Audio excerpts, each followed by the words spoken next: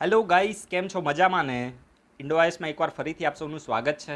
આજનો આપણો પહેલો આર્ટિકલ અનસ્ટર્ડ ક્વેશ્ચનના બારામાં છે.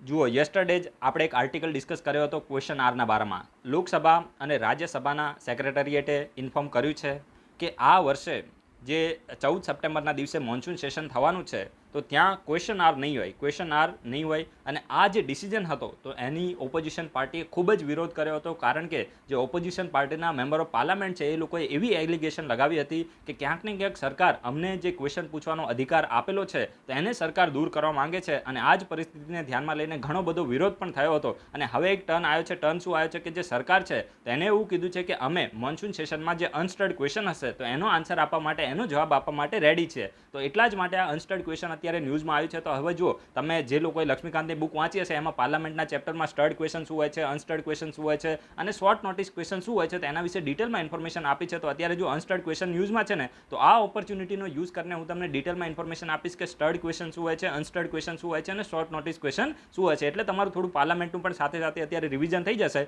તો સૌથી પહેલાં તમારે યાદ શું રાખવાનું છે કે સ્ટર્ડ ક્વેશ્ચન. તો જો સ્ટર્ડ ક્વેશ્ચનમાં શું હોય કે કોઈ પણ એમપીએ ક્વેશ્ચન પૂછ્યો હોય ને મિનિસ્ટરને, તો ત્યારે એ મિનિસ્ટરે ઓરલી એટલે કે બોલીને જવાબ આપવો પડે. તો આવા જે ક્વેશ્ચન હોય તો એને આપણે શું કહીએ છીએ? સ્ટર્ડ ક્વેશ્ચન કહે છે. સમજી ગયા? જે પણ ક્વેશ્ચન એમપીએ પૂછ્યો હોય તો એનો જવાબ મિનિસ્ટરે ઓરલી આપવો પડે તો આને સ્ટર્ડ ક્વેશ્ચન કહેવાય છે. અને આ જે સ્ટર્ડ ક્વેશ્ચન હોય તો એમાં સપ્લિમેન્ટરી ક્વેશ્ચન પૂછી શકાય છે. એટલે કે માની લો કે કોઈ પણ મેમ્બર ઓફ પાર્લામેન્ટે આપણા ફાઇનાન્સ મિનિસ્ટરને પૂછ્યું, નિર્મલા સીતારામન મેડમ છે, તો એમને પૂછ્યું કે ભાઈ અત્યારે કોવિડ-19 હિસાબે આપણી જે ઇકોનોમી છે તો એટલી ખૂબ જ ડાઉન થઈ ગઈ છે, લગભગ આપણી 23% જેટલી જે જીડીપી છે તો એ ડાઉન થઈ ગઈ છે.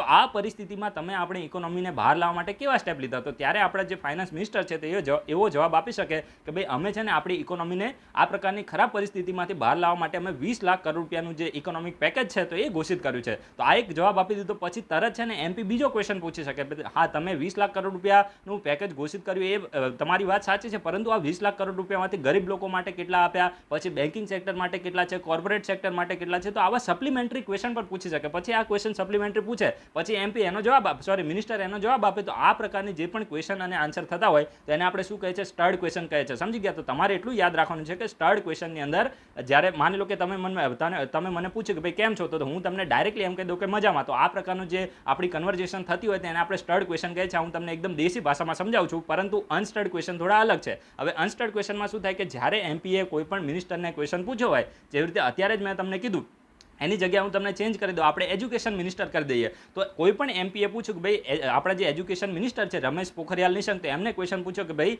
આ પરિસ્થિતિની અંદર અથવા તો કોઈ પણ પરિસ્થિતિની આપણે વાત કરી કે તમે આપણા દેશની અંદર જે બેકવર્ડ કમ્યુનિટીના વિદ્યાર્થીઓ છે, એસસી એસટી અને ઓબીસીના વિદ્યાર્થીઓ છે, તો તેના અપલિફમેન્ટ માટે જે પણ સ્કીમ છે તો એનું ઇમ્પ્લિમેન્ટેશન કેવું થઈ રહ્યું છે, કેટલા વિદ્યાર્થીઓને આનો ફાયદો મળી રહ્યો છે, કેટલા વિદ્યાર્થીઓને સ્કોલરશિપ મળી છે, તો આના વિશેના ઇન્ફોર્મેશન આપો. તો આ પ્રકારના જે ક્વેશ્ચન છે ને લેખિતમાં જ્યારે માંગવામાં આવે, લેખિતમાં જ્યારે એનો આન્સર આપવામાં આવે તો ત્યારે આ પ્રકારની જે પરિસ્થિતિ હોય તો એને અનસ્ટર્ડ ક્વેશ્ચન કહે છે. તો અનસ્ટર્ડ ક્વેશ્ચનમાં શું થાય કે જવાબ લેખિતમાં આપવાનો હોય છે. જે પણ મિનિસ્ટર હોય તો એને અનસ્ટર્ડ ક્વેશ્ચનમાં જવાબ છે તો એ લેખિતમાં આપવું પડે છે. અને જ્યારે પણ લેખિતમાં જવાબ આપે તો ત્યારે સપ્લિમેન્ટરી ક્વેશ્ચન થઈ શકતા નથી. તો આ તમારે ખાસ યાદ રાખવાનું છે.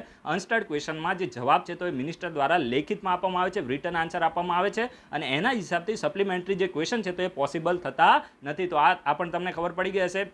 એના પછી આવે છે શોર્ટ નોટિસ ક્વેશ્ચન. હવે જો તમે નામથી જ સમજી શકો છો કે શોર્ટ નોટિસ આપીને પછી કોઈ પણ માની લો કે અર્જન્ટ પબ્લિક કહેવાય ને કે ઇમ્પોર્ટન્સની કોઈ પણ મેટર હોય અને આ મેટર ઉપર મેમ્બર ઓફ પાર્લામેન્ટે કોઈ પણ મિનિસ્ટરને ક્વેશ્ચન પૂછવો હોય તો એના માટે માની લો કે કોઈ એવી મેટર હોય તો એના માટે પહેલાં થોડા સમયની નોટિસ આપવી પડે છે. સમજી ગયા? અને આ પ્રકારના જે શોર્ટ નોટિસ ક્વેશ્ચન હોય તમે નામથી જ સમજી શકો છો. તો એમાં જે મિનિસ્ટર હોય તો એને લેસ દેન 10 ડેઝ એટલે કે 10 દિવસથી ઓછા સમયની અંદર એને જવાબ આપવો પડે છે, મિનિસ્ટરે જવાબ આપવો પડે છે. અને જે પણ કન્સર્ન મિનિસ્ટર હોય તો એને જવાબ આપવાનો છે. ડિફેન્સ રિલેટેડ કોઈ પણ મેટર હોય તો એના માટે માની લો કે કોઈ શોર્ટ નોટિસ ક્વેશ્ચન હોય તો અમુક કહેવાય ને કે અમુક સમયની નોટિસ આપવી પડે છે.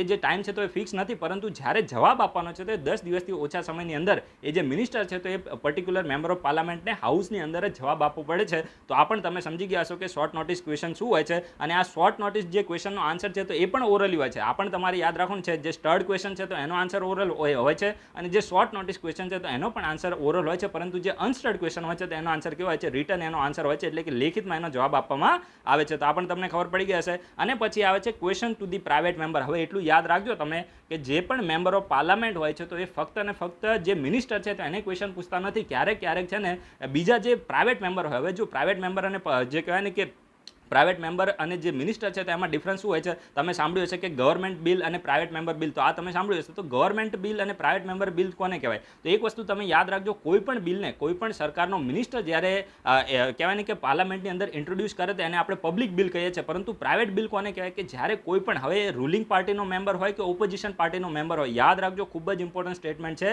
પાર્લામેન્ટના જેટલા પણ મેમ્બર હોય છે એમાંથી મિનિસ્ટરને બાદ કરતા કોઈ પણ મેમ્બર ઓફ પાર્લામેન્ટ રૂલિંગ પાર્ટીનો હોય અથવા તો ઓપોઝિશન પાર્ટીનો મેમ્બર ઓફ પાર્લામેન્ટ હોય, એ કોઈ પણ પ્રકારનું બિલ લઈને આવે તો એને આપણે પ્રાઇવેટ મેમ્બર બિલ કહીએ છીએ. સમજી લેજો, ખૂબ જ ઇમ્પોર્ટન્ટ છે. એમાં છે ને રૂલિંગ પાર્ટીના મેમ્બર પણ આવી જાય છે, એવું નથી કે ઓપોઝિશન પાર્ટીના જ આવે છે. સમજી ગયા? મિનિસ્ટર સિવાયના કોઈ પણ વ્યક્તિ અથવા તો આપણે મેમ્બર ઓફ પાર્લામેન્ટ કહીશું તો વધારે સારું લાગશે, એના દ્વારા પાર્લામેન્ટની અંદર કોઈ પણ બિલને ઇન્ટ્રોડ્યુસ કરવામાં આવે તો એને આપણે પ્રાઇવેટ મેમ્બર બિલ કહીએ છીએ. તો જો એવી જ રીતે છે ને અહીંયા ક્વેશ્ચન પણ પ્રાઇવેટ મેમ્બરને પણ પૂછવામાં આવે છે. આ મેં તમને ડિફરન્સ કીધો, એક્ઝામમાં કામ આવશે, નોટ ડાઉન કરી લેજો. તો જે ક્વેશ્ચન છે તો એ પ્રાઇવેટ મેમ્બરને પણ પૂછવામાં આવે છે, ફક્ત કહેવાય ને કે મિનિસ્ટરને પૂછવામાં આવતા નથી. અને આ જે પ્રાઇવેટ મેમ્બરને ક્વેશ્ચન પૂછવામાં આવે છે તો એની માટે આપણી જે લોકસભાની જે રૂલ બુક છે, જેને આપણે ફૂલ ફોર્મ કહીએ છીએ rule of the procedure and the conduct of the business of the Lok Sabha, એના રૂલ નંબર 14માં મેન્શન છે, 40માં મેન્શન છે, 4040માં મેન્શન છે કે જે પ્રાઇવેટ મેમ્બર છે તો એને પણ ક્વેશ્ચન પૂછી શકાય છે. પરંતુ ક્વેશ્ચન ક્યારે પૂછી શકાય? જ્યારે એ જે પર્ટિક્યુલર મેમ્બર છે તો કોઈ એવી મેટર સાથે ડીલ કરતા હોય. માની લો કે કોઈ પણ બિલ છે, એક્ટ છે.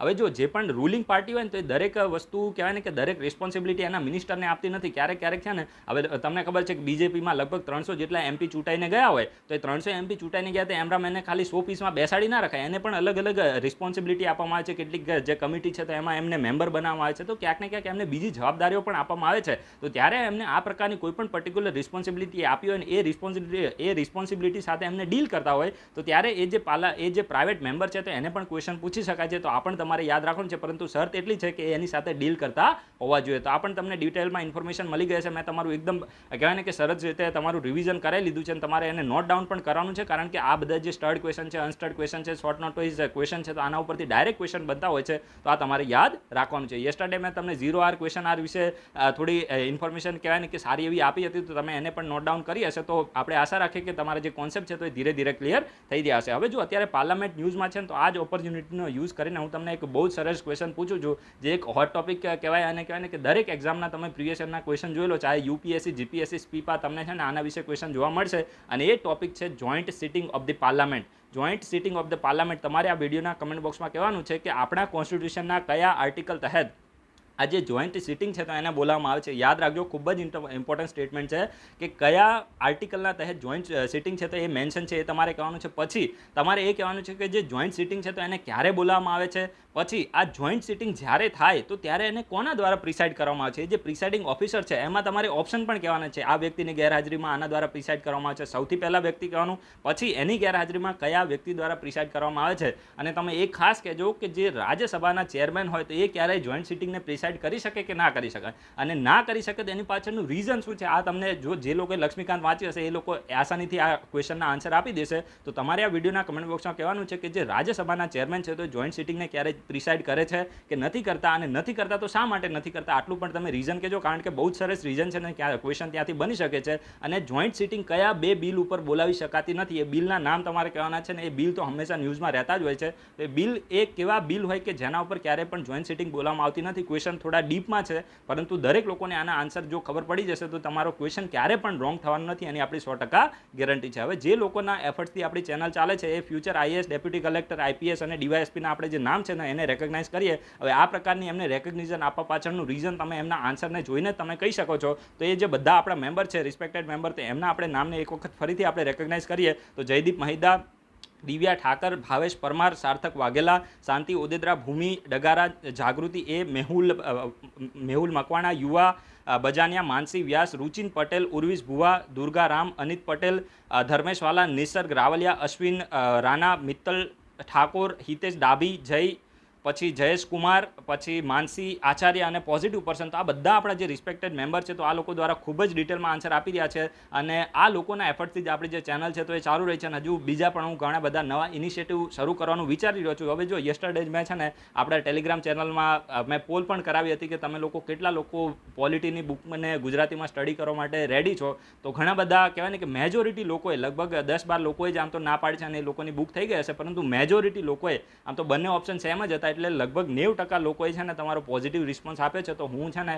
થોડા જ સમયમાં પોલિટીની બુકને પણ શરૂ કરીશ, પરંતુ એટલી જલ્દી પોસિબલ નહીં થાય, કારણ કે એની માટે થોડું ટાઈમને પણ સેટ કરવો પડે ને સ્ટ્રક્ચર પણ ક્રિએટ કરવું પડે કે ભાઈ આપણે કઈ રીતે જે બુક છે તો એને કવર કરવાની છે. એટલે થોડો સમય લાગશે, પણ હું તમને એટલું કહીશ કે તમે તમારી સ્ટડીને ચાલુ રાખજો. મને જેમ ટાઈમ સેટ થઈ જશે એ રીતે હું છે ને વિડીયોને ચાલુ કરી દઈશ. એટલે આપણે એટલા બધા વધારે પડતા બીજી માણસ નથી, પણ કહેવાનો મતલબ એટલો છે કે થોડું ટાઈમને સેટ કરવો પડે. તો એ રીતે હું થોડું થશે એટલે જેમ બને એમ જલ્દી ચાલુ કરવાની કોશિશ કરીશ. ઠીક છે, તો તમે તો તમારી સ્ટડી છે તો એને તમારી જાતે ચાલુ રાખજો. હું ગમે ત્યારે જેવી રીતે સેટ થશે એ રીતે હું વિડીયોને ચાલુ કરી દઈશ. તો એ તમને થોડી અલગ ઇન્ફોર્મેશન આપીને આ વિડીયોના ડિસ્ક્રિપ્શન બોક્સમાં ટેલિગ્રામ ચેનલ, વોટ્સઅપ ગ્રુપ છે, ટ્વિટર અકાઉન્ટ છે, ઇન્સ્ટાગ્રામ અકાઉન્ટ છે અને ફેસબુક પેજ છે, તો બધાની લિંક આપી છે. તમે કોઈ પણ સોશિયલ મીડિયાને યુઝ કરતા હોય ત્યાંથી તમે ઇન્ડોઆઈ સાથે જોઈન થઈ જાઓ, અને બધું યુઝ ના કરતા હોય તો ઈમેલ એડ્રેસ પણ છે, ત્યાંથી પણ તમે જે એડમિન છે તો એને ક્વેશ્ચન પૂછી શકો છો.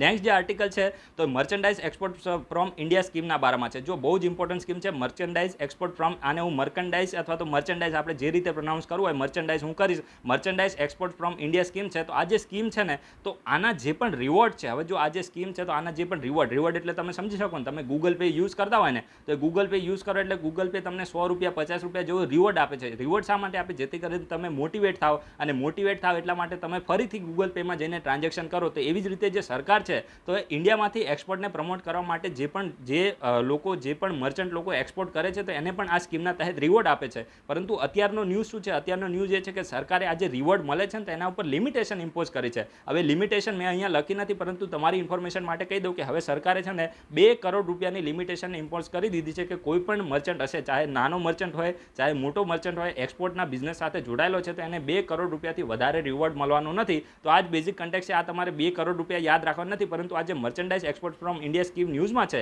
તો આના વિશે તમને ડિટેલમાં ઇન્ફોર્મેશન હોવી જોઈએ. તો જો આ જે સ્કીમ છે તો ત્યાંથી ક્વેશ્ચન બની શકે છે. યાદ રાખજો, ઇન્ડિયાની જે ફોરેન ટ્રેડ પોલિસી હતી, ઇન્ડિયાની ફોરેન ટ્રેડ પોલિસી 2015 થી 2020 ખૂબ જ ઇમ્પોર્ટન્ટ છે, અને તમે ખાસ નોટ ડાઉન કરજો. તો આ જે ફોરેન ટ્રેડ પોલિસી 2015 થી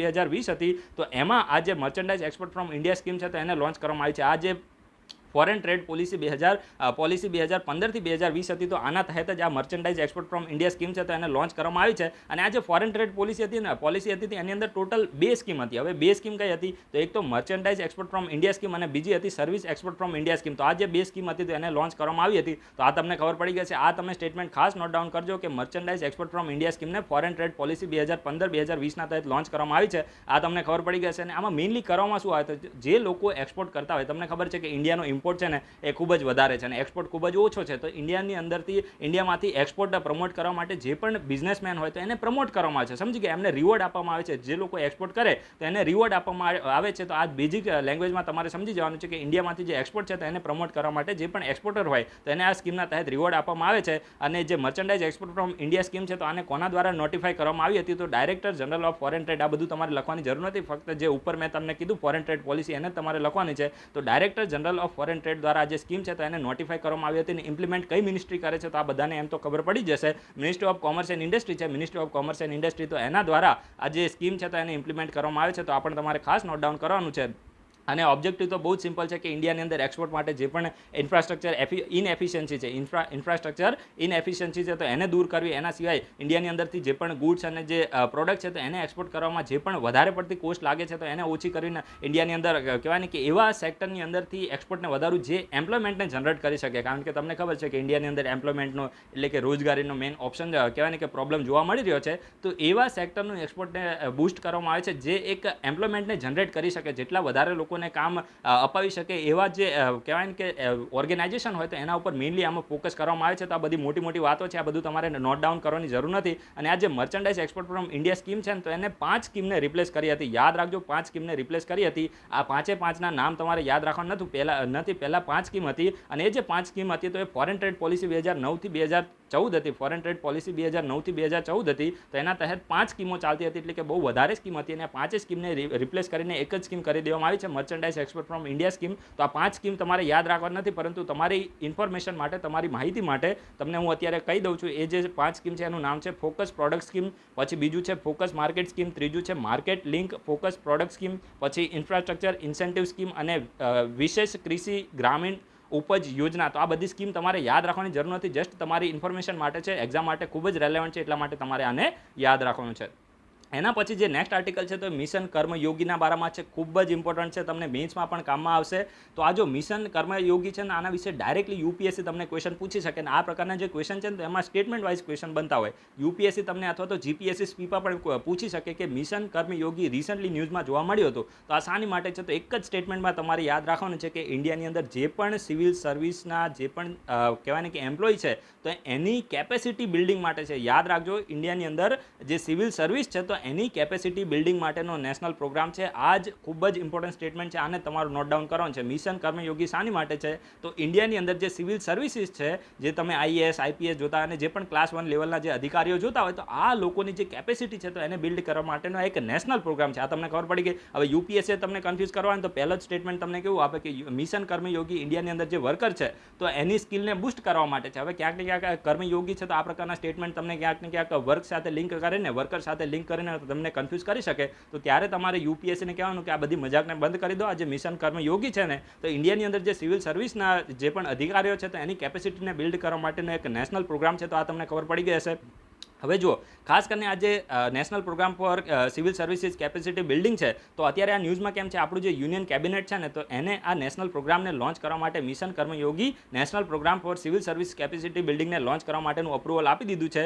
and national programme for civil services capacity building has been design to lay the foundations for capacity building of for civil servants so that they remain entrench in Indian culture. ખૂબ જ important statement છે કે ઇન્ડિયાનું જે Indian culture છે તો એની સાથે જોડાયેલા અમુક લોકો તમે જોયું હશે કે એક વખત સિવિલ સર્વન્ટ બની જાય પછી ખુદને ભગવાન સમજી લેવા માંગે છે તો ભગવાનને સમજી કહેવાય ને કે ખુદને ભગવાન સમજી લે છે. તો આ કન્ડિશનની અંદર શું થાય કે આ લોકો ઇન્ડિયાના કલ્ચર સાથે જોડાયેલા હોય, કારણ કે અમુક વખતે સમાજની સેવા માટે નહીં પરંતુ એક રોબ જમાવવા માટે અને ખુદને કંઈક આઈ એમ સમથિંગ બતાવવા માટે પણ અમુક લોકો સિવિલ સર્વિસને જોઈન કરતા હોય છે. તો આ લોકો ક્યારે જીવનમાં સક્સેસફુલ થતા નથી. પણ આ વસ્તુ તમારે યાદ રાખવાની છે કે ઇન્ડિયાની અંદર જે પણ સિવિલ સર્વન્ટ બને તો એ ઇન્ડિયાના કલ્ચર સાથે જે ગ્રાઉન્ડ લેવલ છે તો એની સાથે જોડાયેલા રહે. જે ગરીબ લોકો છે, મધ્યમ વર્ગના લોકો છે તો એના પ્રોબ્લેમને સોલ્વ કરી શકે. તો આ બધું થઈ શકે. તો એ જ માટે આ જે national programme for civil service capacity building છે તો એને લોન્ચ કરવામાં આવ્યું છે. તો આ તમારે યાદ રાખવાનું, જે રૂટ છે, જે નીચેના જે આપણે એને મૂળિયા કહી શકીએ એટલે કે જે ગ્રાઉન્ડ લેવલ છે તો એની સાથે આ જે અધિકારીઓ છે તો એ જોડાઈ રહે. તો એ માટે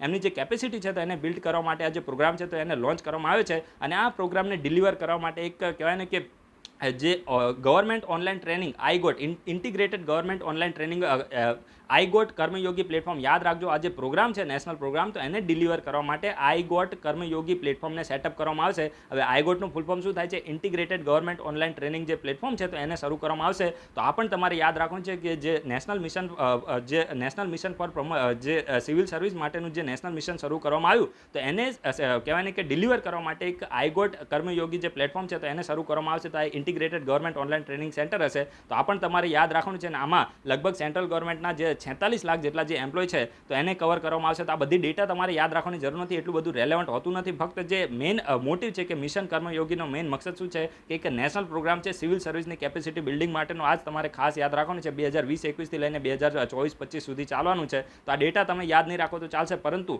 હવે આનું ઇન્સ્ટિટ્યુશનલ ફ્રેમવર્ક શું છે ને આ ખૂબ જ ઇમ્પોર્ટન્ટ છે. તો જો આ જે મિશન કર્મયોગી છે તો એના તહેત એક પબ્લિક હ્યુમન રિસોર્સ કાઉન્સિલને સેટઅપ કરવામાં આવશે. ખૂબ જ ઇમ્પોર્ટન્ટ છે, યાદ રાખજો, કારણ કે આ પબ્લિક હ્યુમન રિસોર્સ કાઉન્સિલ છે તો આને ચેર કોના દ્વારા કરવાનું છે ને આ એક્ઝામ માટે ખૂબ જ રેલેવન્ટ છે. તો પબ્લિક હ્યુમન રિસોર્સ કાઉન્સિલ છે તો આને આપણા પ્રધાનમંત્રી ચેર કરવાના છે. એટલા માટે જ આ રેલેવન્ટ થઈ જાય છે ને અહીંયાથી ડાયરેક્ટ ક્વેશ્ચન બની શકે છે, કારણ કે યુપીએસસી તમને છે ને એક સ્ટેટમેન્ટ બનાવી શકે કે પબ્લિક હ્યુમન રિસોર્સ કાઉન્સિલને આપણા જે યુનિયન એજ્યુકેશન મિનિસ્ટર છે તો એના દ્વારા ચેર કરવામાં આવશે. તો એ જે સ્ટેટમેન્ટ હશે તો રોંગ હશે, અથવા તો મિનિસ્ટર ઓફ પર્સોનલ પણ આપી દે તો એ સ્ટેટમેન્ટ પણ રોંગ હશે. આને આપણા પ્રધાનમંત્રી ચેર કરવાના છે. તો આ તમને ખબર પડી ગઈ હશે. અને આ જે પબ્લિક હ્યુમન રિસોર્સ કાઉન્સિલ છે તો આની અંદર યુનિયન મિનિસ્ટર છે, ચીફ મિનિસ્ટર છે અને બીજા જે સિવિલ સર્વન્ટ છે અને જે પબ્લિક ફંક્શનરી છે તો આ બધાના મેમ્બર હશે. તો એ બધું તમારે યાદ રાખવાની જરૂર નથી, ફક્ત એટલું યાદ રાખજો પ્રધાનમંત્રી આને ચેર કરશે. અને આજે કહેવાય ને કે જે પબ્લિક હ્યુમન રિસોર્સ કાઉન્સિલ છે તો આનું મેઇનલી મકસદ શું છે, તો આનું મેઇનલી મકસદ તો જો ખાસ કરીને ઇન્ડિયાની અંદર જે સિવિલ સર્વિસ માટેના જે રિફોર્મ લાવવાના હોય તો એની માટેના જે સ્ટ્રેટેજિક ડાયરેક્શન છે તો એ દેવાનું મેઇનલી કાર્ય છે. સમજી ગયા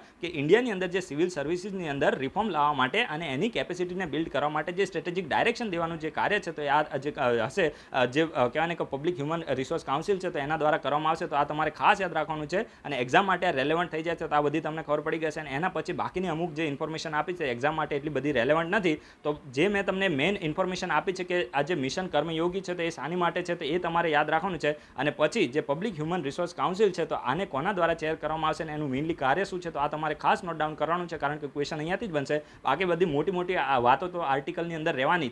તમે કોઈ પણ તમે દ્રષ્ટિ આઈએસ કે આ બધું તમે વિઝિટ કરશો ને તો તમને એટલી બધી ડિટેલમાં ઇન્ફોર્મેશન જોવા મળશે, કારણ કે એકચ્યુઅલી છે ને આમને કોપી કરીને પેસ્ટ કરવાનું, આમને છે ને ગૂગલમાંથી કોપી કરીને પેસ્ટ કરવાનું, એમને ખાલી એક વખત સમજાવવા માટે બેસાડે તો ખબર પડે. આમાં શું થાય, દરેક વસ્તુ જેટલી હોય એટલી યાદ ના રહે. મને તો રહેતી જ નથી, હું તમને ચોખ્ખું જ કહું છું. મેં તમને પહેલાં પણ કીધું છે કે દરેક વસ્તુ છે ને એટલી જલ્દી યાદ ના રહે ને આપણા માઇન્ડની કંઈક લિમિટેશન હોય છે. હવે 2-3 શબ્દો જ તમારે યાદ રાખવાનો હોય. એ લોકો શું કરે, દરેક વસ્તુને કોપી કરીને પેસ્ટ કરે. તમે કરંટ અફેર્સને ફોલો કરવા જાઓ તો તમારા 2 થી લઈને 3 કલાક એમ જ જતા રહે. અને અહીંયા આપણે છે ને 20-25 મિનિટમાં બધી વસ્તુને કવર કરવાની હોય છે. તો એટલા માટે જે એક્ઝામ માટે રેલેવન્ટ છે એના ઉપર જ તમે ફોકસ કરો. હું કોઈને ક્રિટિસાઇઝ કરતો નથી, પણ આપણે પ્રેક્ટિકલ લાઈફમાં માનીએ છીએ કે ભાઈ આપણને યાદ કેટલું રહે છે ને, કારણ કે યુપીએસસીમાં કોઈ સ્કોપને કોઈ લિમિટેશન જ નથી. ગમે ત્યાંથી ક્વેશ્ચન બને તો તમે કેટલું વાંચો, સમજી ગયા? તો આ બધી વસ્તુ તમારે છે ને થોડું પ્રેક્ટિકલ બનીને પ્રિપેરેશન કરવાની છે કે અહીંયાથી ક્વેશ્ચન આવી શકે તો આટલું જ આવી શકે છે. પબ્લિક હ્યુમન રિસોર્સ કાઉન્સિલ છે તો આને ચેર કોણ કરવાના? હવે આના મેમ્બર તમારે બધા યાદ રાખવાની જરૂર ના આવે. પછી આનું મેઇનલી કાર્ય શું છે તો એ તમને ખબર હોવી જોઈએ. તો બસ આટલું તમને ખબર પડી જાય તો એક્ઝામ માટે ઇનફ થઈ ગયું. પછી વધારે પડતું યાદ રાખવા જાઓ ને એકદમ નાના ડેટા તમે યાદ રાખો કે ભાઈ આની માટે 510 કરોડ રૂપિયાનું બજેટ અલોકેટ કરવામાં આવ્યું, આન તેન 5 વર્ષ ચાલશે,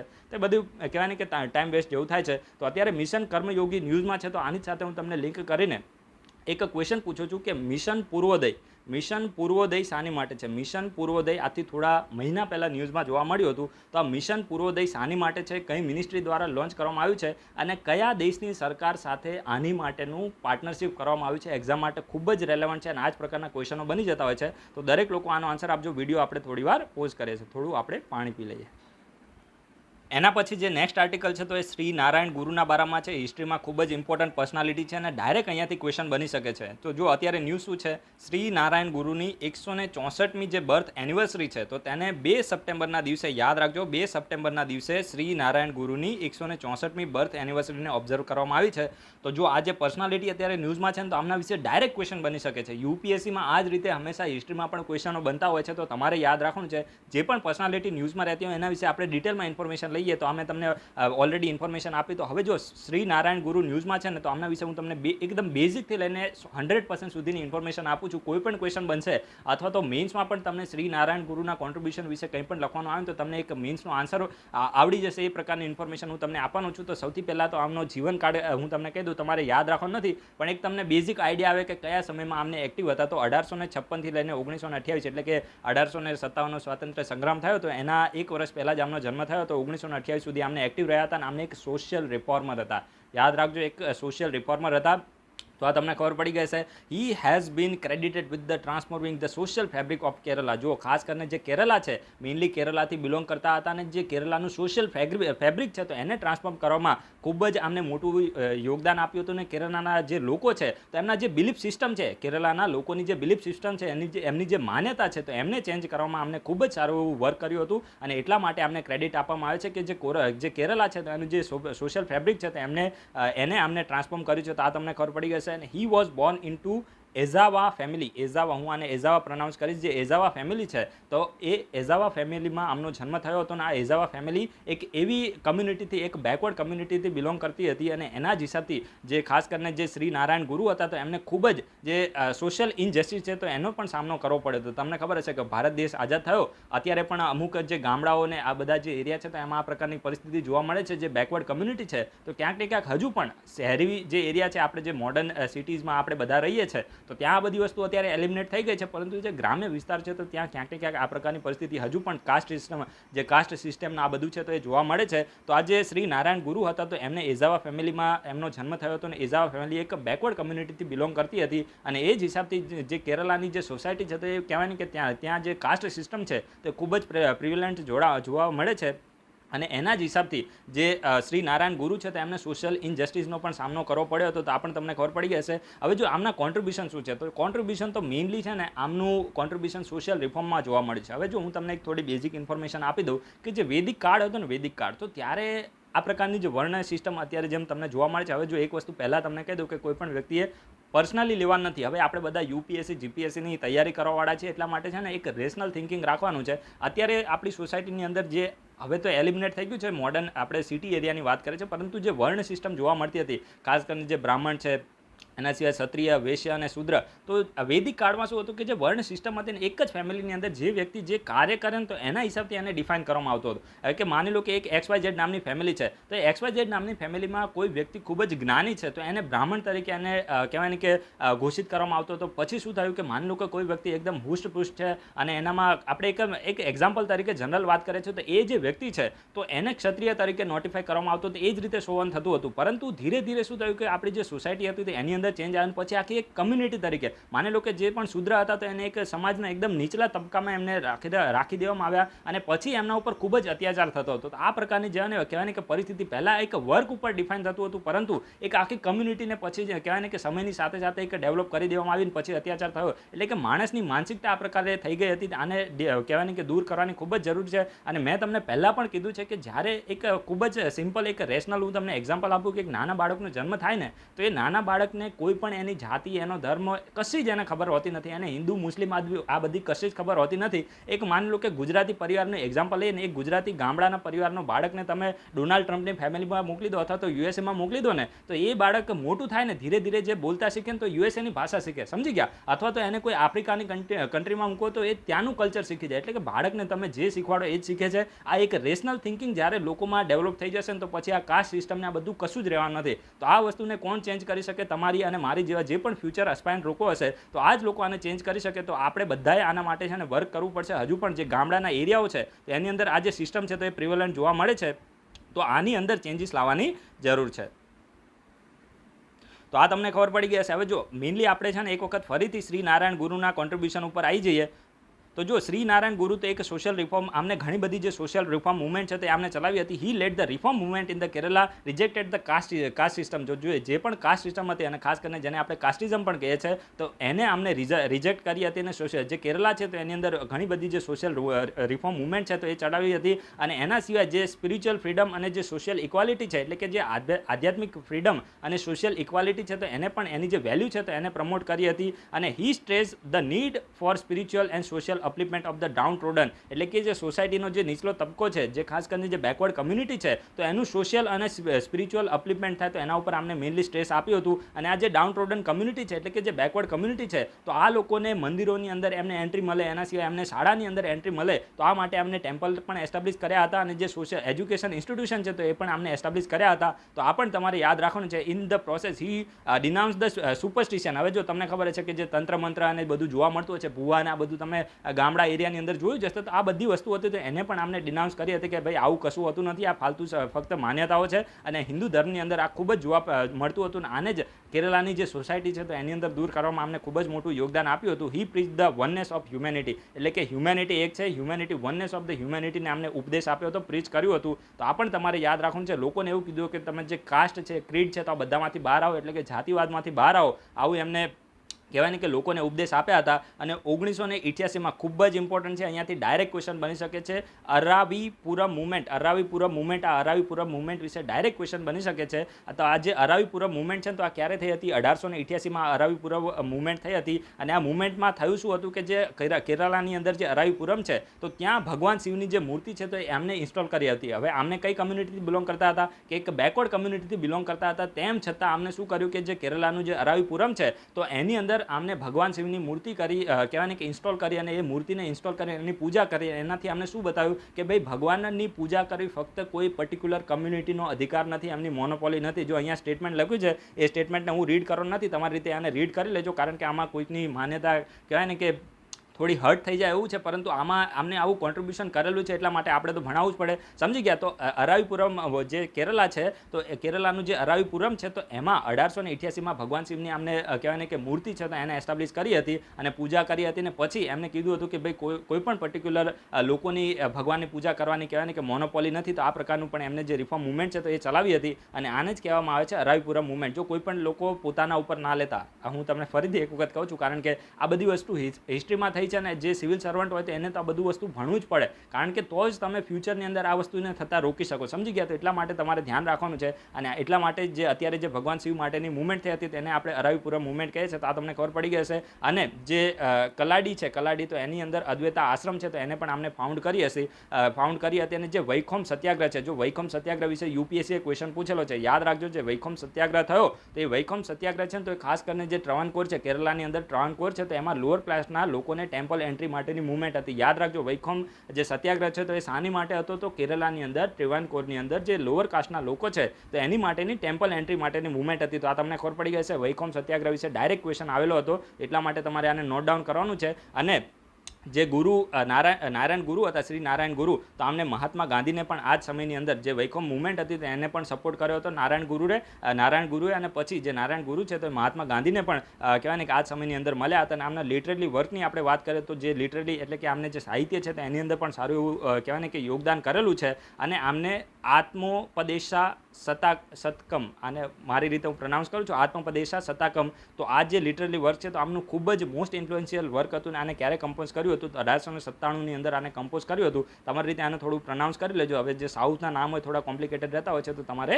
જોઈ લેવાનું છે. એકદમ ડિટેલમાં મેં તમને બધી ઇન્ફોર્મેશન આપી છે. હવે પર્સનાલિટી બેઝ કોઈ પણ ક્વેશ્ચન આવશે અને શ્રી નારાયણ ગુરુ વિશે કોઈ પણ ક્વેશ્ચન આવે તો તમે આસાનીથી એને ટેકલ કરી શકો છો. એના પછી જે નેક્સ્ટ આર્ટિકલ છે તો એ વર્લ્ડ કોકોનટ ડેના બારામાં છે. એક્ઝામ માટે એટલો રેલેવન્ટ નથી, પરંતુ આમાંથી હું તમને 2-3 ફેક્ટ એવા આપીશ ને કે જેથી ક્વેશ્ચન બનશે કે ઇન્ડિયાની અંદર કયા સ્ટેટની અંદર કહેવાય ને કે કોકોનટનું પ્રોડક્શન વધારે થાય છે, વર્લ્ડમાં કયા રીજનની અંદર કોકોનટનું પ્રોડક્શન વધુ થાય છે, તો એના હિસાબથી આ આર્ટિકલને મેં સિલેક્ટ કર્યો છે. તો તમારે યાદ રાખવાનું છે એકદમ જનરલ ઇન્ફોર્મેશન માટે કે વર્લ્ડ કોકોનટ ડેને ડીવાયએસઓ ટાઈપની એક્ઝામમાં આવી શકે છે કે 2 સપ્ટેમ્બર 2020ના દિવસે, એટલે કે દર વર્ષે 2 સપ્ટેમ્બરનો દિવસ વર્લ્ડ કોકોનટ ડે તરીકે સેલિબ્રેટ કરવામાં આવે છે. અને આ વર્ષની થીમ શું હતી? થીમ હતી invest in coconut to save the world. Invest in coconut to save the world આ વર્ષની થીમ હતી. એટલી બધી ઇમ્પોર્ટન્ટ નથી, પરંતુ નોટ ડાઉન કરી લેજો.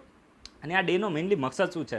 તો મકસદ તો બહુ જ સિમ્પલ છે કે જે કોકોનટ છે તો એનું બેનિફિટ શું છે અને કહેવાય ને કે કોકોનટનું ઇમ્પોર્ટન્સ શું છે, તો એના વિશે લોકો સમગ્ર વિશ્વના જે લોકો છે તો એમાં અવેરનેસ ક્રિએટ કરવા માટે આ જે ડે છે તો એને સેલિબ્રેટ કરવામાં આવે છે. તો ડેને સેલિબ્રેટ કરવાનો મકસદ આ જ હોય છે. તો આના વિશે આવા ફાલતુ કોઈ દિવસ ક્વેશ્ચન ના બને, જસ્ટ ખાલી ઇન્ફોર્મેશન માટે છે. એક વસ્તુ તમારે યાદ શું રાખવાનું છે કે સમગ્ર વિશ્વની અંદર સૌથી વધારે કોકોનટનું પ્રોડક્શન કયા એરિયામાં થાય છે? તો જે એશિયા પેસિફિક રીજન છે ને, એશિયા પેસિફિક રીજન, તો ત્યાં કોકોનટનું પ્રોડક્શન વિશ્વમાં સૌથી વધારે થાય છે. આ તમારે ખાસ યાદ રાખવાનું છે. અને એટલા જ માટે એક એશિયા પેસિફિક જે કમ્યુનિટી છે તો એ સેટઅપ થઈ છે. સમજી ગયા? સમગ્ર વિશ્વની અંદર કોકોનટનું પ્રોડક્શન એશિયા પેસિફિક રીજનમાં થાય છે. અને એટલા જ માટે આ જે એશિયા પેસિફિક કોકોનટ કમ્યુનિટી છે તો એને સેટઅપ કરવામાં આવી છે. અને આ જે વર્લ્ડ કોકોનટ ડે છે તો પહેલી વખત ક્યારે સેટઅપ કરવામાં આવ્યો? તો 2009માં સેટઅપ કરવામાં આવ્યો. તો આ બધું ફાલતુ વસ્તુ યાદ ના રાખતા, જશે એટલું જ યાદ રાખજો કે જે એશિયા પેસિફિક રીજન છે તો ત્યાં સૌથી વધારે કોકોનટનું પ્રોડક્શન થાય છે.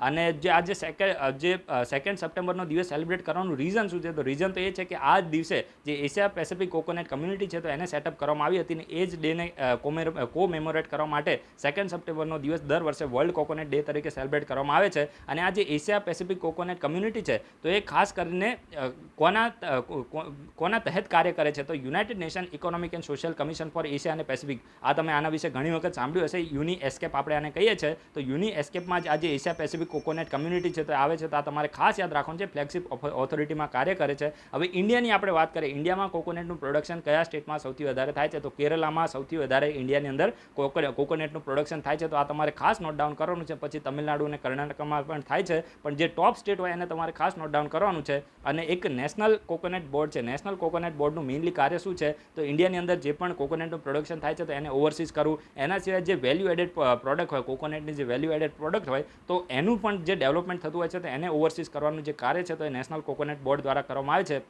તો એ પણ તમને ખબર પડી ગઈ હશે.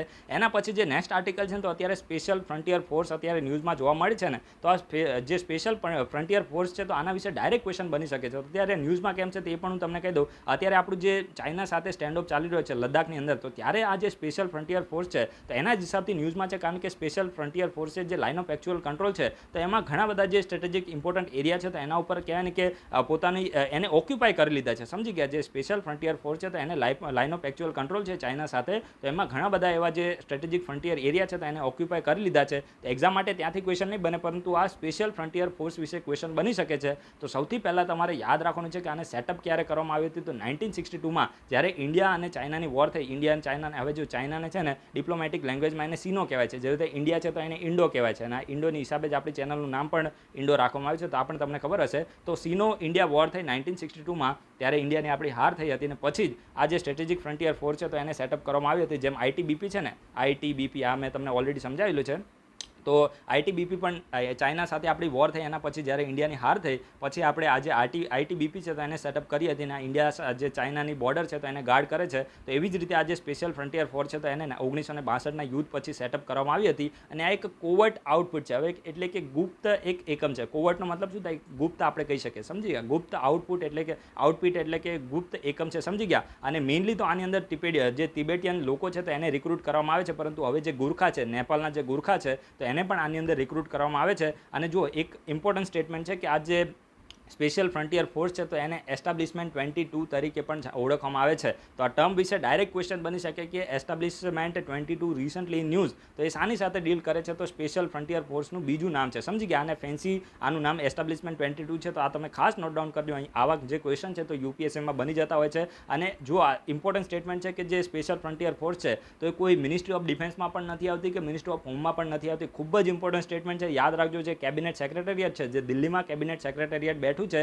તો એની ડાયરેક્ટ એના તત્વાધાનમાં કાર્ય કરે છે. એટલા જ માટે રેલેવન્ટ થઈ જાય છે, ને એટલા માટે હું અત્યારે એટલું બધું ભાર લગાવું છું, કારણ કે ક્વેશ્ચન બનશે તો અહીંયાથી જ બનવાનો છે કે જે સ્પેશિયલ ફ્રન્ટિયર ફોર્સ છે તો મિનિસ્ટ્રી ઓફ ડિફેન્સમાં આવે છે. અને આ જે ફોર્સ અને આ બધું હોય ને તો તમે શું કરો કે એક્ઝામના ટાઈમમાં થોડા આપણે કહેવાય ને કે એક્ઝામમાં આપણે પેપર સોલ્યુશન કરવાના, પેપર સોલ્વ કરવાની સ્પીડ વધારે હોય ને આપણે ફોર્સને જોઈને ડાયરેક્ટ ડિફેન્સ સાથે લિંક કરી અથવા તો મિનિસ્ટ્રી ઓફ હોમ સાથે લિંક કરીને આપણે આન્સર ટીક કરી દઈએ, પરંતુ આ કેબિનેટ સેક્રેટરીએટમાં ડાયરેક્ટ આવે છે. તો આ પણ તમારે યાદ રાખવાનું છે. અને કહેવાય ને કે આ જે સ્પેશિયલ ફ્રન્ટિયર ફોર્સ છે તો આને વિકાસ, આની જે બટાલિયન છે તો આને વિકાસ બટાલિયન કહેવાય છે, સમજી ગયા? આને વિકાસ બટાલિયન તરીકે પણ આને ઓળખવામાં આવે છે. અને સ્પેશિયલ ફ્રન્ટિયર ફોર્સ છે ને, તો જો આમાં છે ને આપણી જે આર્મી છે, આર્મી એટલે કે ઇન્ડિયન આર્મી છે, નેવી અને એરફોર્સ છે, તો આનો પાર્ટ નથી. સ્પેશિયલ ફ્રન્ટિયર ફોર્સ ઇન્ડિયન આર્મીનો પાર્ટ નથી, પરંતુ આનો જે ઓપરેશનલ કંટ્રોલ છે તો ઇન્ડિયન આર્મી પાસે છે. હવે ઓપરેશનલ કંટ્રોલ એટલે તમે સમજી શકો ને, હવે કોઈ આઈએએસ અધિકારીના જે કેબિનેટ સેક્રેટરીમાં જે આઈએએસ બેઠા હોય તો એ લોકો કોઈ આ બધી વસ્તુ ટ્રેનિંગ આપીને એ બધું ના કરે, પરંતુ ક્યાંક ને ક્યાંક જે ઓપરેશનલ કંટ્રોલ છે તો આર્મી પાસે તો હોય. આ લોકોની ટ્રેનિંગ આપવાની છે, કઈ રીતે યુદ્ધ કરવાનું છે, આ બધું એમને શીખવાડવું પડે, ઓર્ડર આપવા પડે. તો આ બધું ક્યાંક ને ક્યાંક ઓપરેશનલ કંટ્રોલ છે તો ઇન્ડિયન આર્મી પાસે છે, પરંતુ ઇન્ડિયન આર્મીના ડાયરેક્ટ એના કંટ્રોલમાં કામ કરતું નથી, એનો ભાગ પણ નથી. આ પણ તમને ખબર પડી ગઈ હશે. જે કેબિનેટ સેક્રેટરીએટ છે તો એના તહેત આ કાર્ય કરે છે. અને સ્પેશિયલ ફ્રન્ટિયર ફોર્સની અંદર વુમનને પણ રિક્રુટ કરવામાં આવે છે. તો આ પણ તમને ખબર પડી ગઈ હશે. પછી જે લાસ્ટ આર્ટિકલ છે તો એ મુન્દ્રા પોર્ટના બારામાં છે. હવે જો મુન્દ્રા પોર્ટ અત્યારે ન્યૂઝમાં કેમ છે, તો પોર્ટ ન્યૂઝમાં તો એટલા માટે છે કે અત્યારે આની સ્ક્રુટિની છે તો ગવર્મેન્ટ કરી રહી છે, કારણ કે જે મુન્દ્રા પોર્ટ માટેની જે ટર્મિનલની ડીલ થઈ તો એમાં ક્યાંક ને ક્યાંક એના જે લિંકેજ છે તો એ ચાઇનીઝ કંપની સાથે જોવા મળે છે. એટલા જ માટે અત્યારે આની સ્ક્રુટિની થઈ રહી છે. એ બધું આપણે યાદ રાખવાની જરૂર નથી, અહીંયાથી કોઈ ક્વેશ્ચન ના બને, પરંતુ એટલું તમારે યાદ રાખવાનું છે. આની જિયોગ્રાફી વિશે ક્વેશ્ચન આવી શકે છે. ઓલરેડી કંડલા પોર્ટ વિશે યુપીએસસીએ ક્વેશ્ચન પૂછેલો છે, અને હું તમને એક પોર્ટના રિલેટેડ જ ક્વેશ્ચન પૂછું, એ પણ યુપીએસસીએ ક્વેશ્ચન પૂછેલો છે. તો જે મુન્દ્રા પોર્ટ છે ને તો એ સૌથી પહેલાં તમારે યાદ રાખવાનું છે ઇન્ડિયાનો લાર્જેસ્ટ પ્રાઇવેટ પોર્ટ છે. જે પ્રાઇવેટ પોર્ટ ઇન્ડિયાની અંદર જોવા મળે તો એમાં લાર્જેસ્ટ પ્રાઇવેટ પોર્ટ છે. અને જે ગલ્ફ ઓફ કચ્છ છે તો એમાં લોકેટેડ છે. ખાસ કરીને જે નર્ધન શોર છે, ગલ્ફ ઓફ કચ્છનો જે ઉત્તરનો જે કિનારો છે તો ત્યાં આ જે મુન્દ્રા પોર્ટ છે તો એ લોકેટેડ છે. આ તમે ખાસ નોટ ડાઉન કરજો. અહીંયાથી જ ક્વેશ્ચન બનશે. ઇન્ડિયાનો લાર્જેસ્ટ પ્રાઇવેટ પોર્ટ છે અને ગલ્ફ ઓફ કચ્છના જે નર્ધન શોર છે એટલે કે ઉત્તરનો કિનારો છે તો ત્યાં આ લોકેટેડ છે. બસ આટલું તમારે નોટ ડાઉન કરવાનું છે. બાકી આ બધી ફાલતુ વાતો કીધી તમારે નોટ ડાઉન કરવાનું નથી, યાદ રહે નહીં અને જરૂર પણ નથી, સમજી ગયા? તો આ બધા મેં તમને કહેવાય ને કે આજના આર્ટિકલ હતા એના વિશે ઇન્ફોર્મેશન આપી છે. હવે પોર્ટ સાથે હું તમને લિંક કરીને યુપીએસસીએ ક્વેશ્ચન પૂછેલો છે એટલા માટે હું ક્વેશ્ચન પૂછું છું. તમારે છે ને નોર્થ ટુ સાઉથ અરેન્જ કરવાના છે, વેસ્ટ ઇસ્ટ જોવાનું નથી. નોર્થ ટુ સાઉથ હું જે મેજર પોર્ટ કહું એને તમારે અરેન્જ કરવાના છે. અને એ પોર્ટ છે ખાસ કરીને એક તમારે કંડલા પોર્ટ છે, પછી વિશાખાપટ્ટનમ પોર્ટ છે, જેએનપીટી છે અને પારાદીપ પોર્ટ. તો આ મેં તમને જે 4 પોર્ટ કીધા ને, કયા કંડલા, વિશાખાપટ્ટનમ, પછી જેએનપીટી અને પારાદીપ, આ ખૂબ જ કહેવાય ને કે એકદમ ઓછા ડિસ્ટન્સમાં આવેલા છે. તો તમારે આને નોર્થ ટુ સાઉથમાં આને અરેન્જ કરવાના છે ને યુપીએસસીએ ઓલરેડી આ ક્વેશ્ચન પ્રીવિયસ યરમાં પૂછેલો છે એટલા માટે હું આના ઉપર જોર લગાવું છું. તો આટલું તમે કરી દેજો. ને એક એ પણ કહેજો કે રિસન્ટલી કયા એક મેજર પોર્ટ માટે, આમ તો મેં આ ક્વેશ્ચન તમને કદાચ પૂછેલો છે, એટલું બધું યાદ નથી, પરંતુ તો પણ એક વખત ફરીથી આન્સર આપી દેજો કે ગવર્મેન્ટે કયા એક મેજર પોર્ટ માટે મહારાષ્ટ્રની અંદર છે તો એ કયા મેજર પોર્ટ માટે અપ્રુવલ આપ્યું છે એનું નામ તમારે કહેવાનું છે, કારણ કે ત્યાંથી પણ ક્વેશ્ચન બની શકે છે. તો બધા મેં તમને ક્વેશ્ચન પૂછી લીધા છે. વિડીયો થોડો મોટો થાય છે, વિડીયો લાંબો લાગે ને તો ત્યારે તમારે એને છે ને સ્પીડ વધારી દેવાની, ઠીક છે. સો ગાઈઝ, વિડીયો પસંદ આવે તો લાઇક જરૂર કરજો. જે પણ ક્વેશ્ચન પૂછવામાં આવે આન્સર આપવાનો જરૂર કોશિશ કરજો, અને તમારા મિત્રો તૈયારી કરતા હોય તો એને પણ ચેનલને રેકમેન્ડ કરજો. So guys, thanks for watching. તમારા બધાનો દિવસ શુભ જાય.